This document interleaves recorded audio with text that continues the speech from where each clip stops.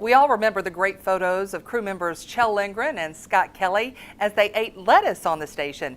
And then Scott Kelly showed off his green thumb by showing us beautiful pictures of the zinnias he had grown in space. Well, all that is thanks to a facility called Veggie. I spoke with Gioia Massa, the veggie scientist at Kennedy Space Center, to get the latest on the lettuce and find out what astronauts will be growing next. Yeah, I don't think any of us expected that. We think it's exciting, but we really had no idea how the general public would respond. And I mean, we've had media inquiries from all over the world. Many students have been really engaged by it, which has been wonderful. And just, the general public. I think it came down to the people that like growing plants, the people that like to cook, and the people that like to eat. And that's a lot of people. So pretty much everybody. Yeah. It was a huge success. We learned a lot, and we were just delighted that the astronauts were able to eat the lettuce finally. So. Did it taste like lettuce?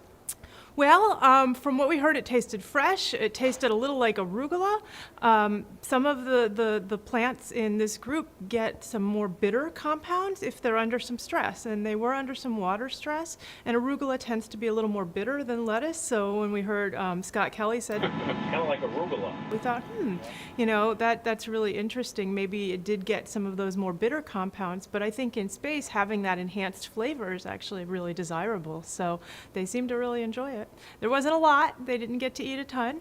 And Not a full salad. No, and we are still bringing back some frozen for scientific analysis to just confirm. So we didn't let them eat all of it, but they you want to seem eat some like too, it. right? Yeah, but probably not frozen. Hi, Scott Kelly aboard the International Space Station.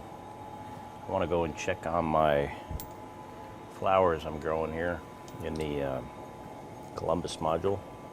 So after the lettuce, they were able to grow the zinnia seeds that we had on orbit. And so we'd sent zinnias.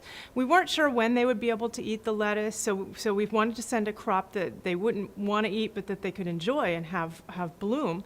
And zinnia is a great model system for longer duration crops like tomato. And so this is a really great test for the system to see how it runs under a longer duration. And also, zinnia is a flowering crop. And so tomatoes will have to flower before they set fruit. So seeing how crops flower in the system, seeing if there are any limitations on that is really important. It'd be kind of nice to have some flowers up here when you don't see much that is alive and growing besides the 6 of us here. It's had a psychological effect too, and I think that's what your hopes were as well, right? Yeah, I mean, we're very interested to see this, and we also have future, experiments where we'll actually be evaluating some of that.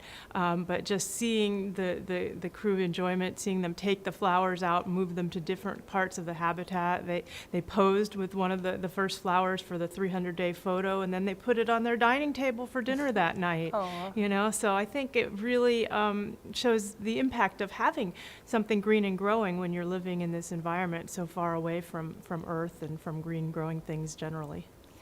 So what's next? What are we going to see next growing? So next we're sending some Chinese cabbage and some more of the red romaine lettuce. The Chinese cabbage was actually selected through a human research program funded study where we down selected crops based on how well they grow, their nutritional attributes, looking specifically at nutrients that are really desired for the space diet, and their organoleptic attributes, how the flavor is, how well they taste. We actually grew produce of a bunch of different varieties, sent them to Johnson Space Center from Kennedy, where they did the taste evaluations at Johnson. And this Chinese cabbage wasn't the most nutritious, but it was by far the best horticulturally. It was a very productive, fast-growing plant, and it got off the charts organoleptic evaluations. People just love the taste of it. So we think that the astronauts are going to love this as well. We are going to send more of the red romaine lettuce also, and those 2 crops will be sent up on SpaceX 8. We're also going to try sending some ranch dressing in the future to go along with our salad. Okay. Yeah. So they're going to need some tomatoes for that salad, though. When are we going to see that? So over the next couple of years, we're working on growing tomatoes in this system. We've down selected also a small variety of tomatoes. It's about this tall. It's called Red Robin, and it's a cherry tomato.